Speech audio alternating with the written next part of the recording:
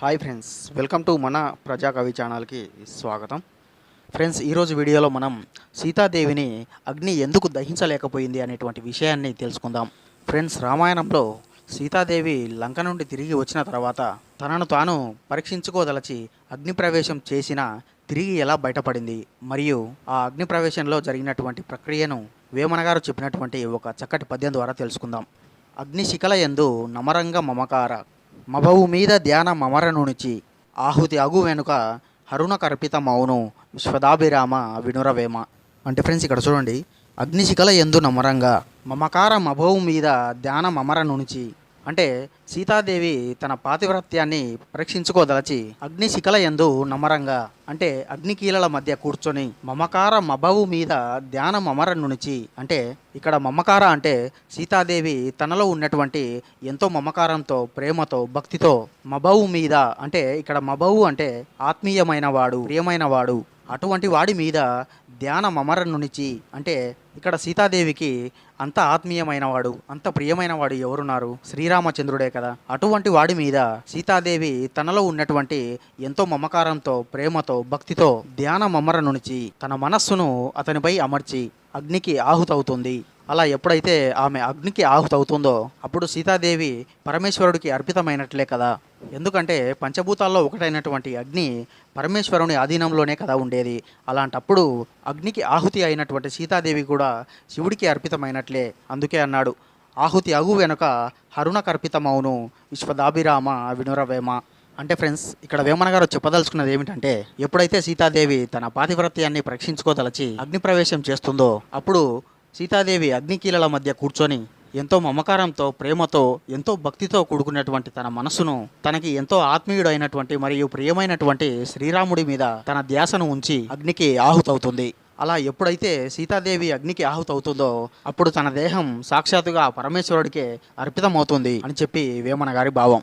So friends, ఈ విధంగా హరునికి అర్పితమైనటువంటి సీతాదేవి దేహం తిరిగి మరలా శ్రీరాముడి వద్దకు ఎలా చేరుకుంది అనేటువంటి విషయాన్ని చూద్దాం. ఫ్రెండ్స్, ఎప్పుడైతే సీతాదేవి తన పాతివ్రత్యాన్ని పరీక్షించుకోదలచి అగ్ని ప్రవేశం చేస్తుందో అప్పుడు తన మనస్సును శ్రీరాముడి యందు లగ్నం చేసి తన దేహాన్ని పరోక్షంగా పరమేశ్వరుడికి అర్పిస్తుంది. ఇదిగో పరమేశ్వర, నేను నా పాతివ్రత్యాన్ని పరీక్షించుకోదలచి నా దేహాన్ని నీకు సమర్పిస్తున్నాను. ఒకవేళ నేను నా పాతివ్రత్యంలో విఫలమైతే నా దేహాన్ని దహించు, లేదంటే నన్ను ఒక పతివ్రతగా తిరిగి ఈ భూలోకానికి పంపించు అని తన పాతివ్రత్య పరీక్షను ఆ పరమేశ్వరుడు ముందు పెడుతుంది.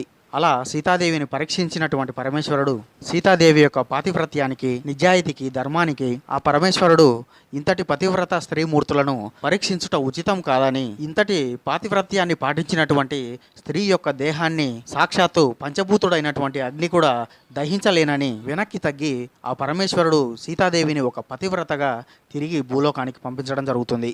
సో ఇది ఫ్రెండ్స్, విన్నారు కదా. మన సమాజంలో కూడా కొంతమంది ఎంతో నిజాయితీగా న్యాయాన్ని, ధర్మాన్ని పాటిస్తూ ముందుకు సాగుతూ ఉంటారు.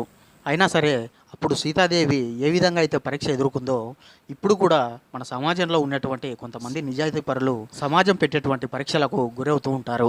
అయితే అలా కొంతమంది పరీక్షలను తట్టుకొని నిలబడితే మరి కొంతమంది ఈ సమాజం పెట్టేటువంటి పరీక్షలను తట్టుకోలేక నిజాయితీని, ధర్మాన్ని, న్యాయాన్ని తప్పి నడుస్తూ ఉంటారు. ఫ్రెండ్స్, ఇక్కడ మనం తెలుసుకోవాల్సింది ఏంటంటే, బ్రహ్మాండం మొత్తం బద్దలైనా సరే ఎప్పుడు తప్పకుండా పాటించాలి. ఇక సమాజం పెట్టే పరీక్షలు అంటారా, ఇక అలా మూడింటిని పాటించిన వాడిని ఆ పంచభూతాలు కాదు కదా, ఆ పరమాత్ముడే ఏమి చేయలేడు. అలాంటప్పుడు ఈ సమాజం ఎంత?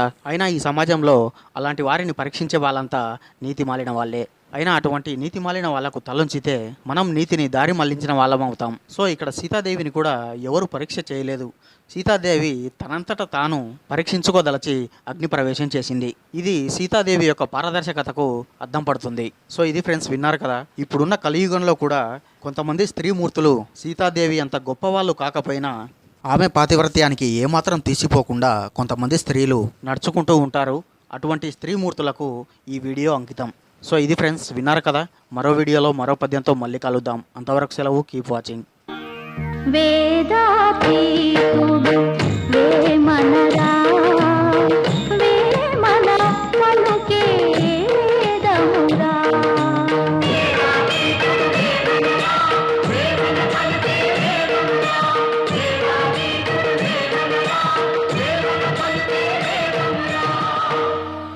ఫ్రెండ్స్, ఈ వీడియో మీకు నచ్చినట్లయితే లైక్ చేయండి, నచ్చకపోతే షేర్ చేయండి.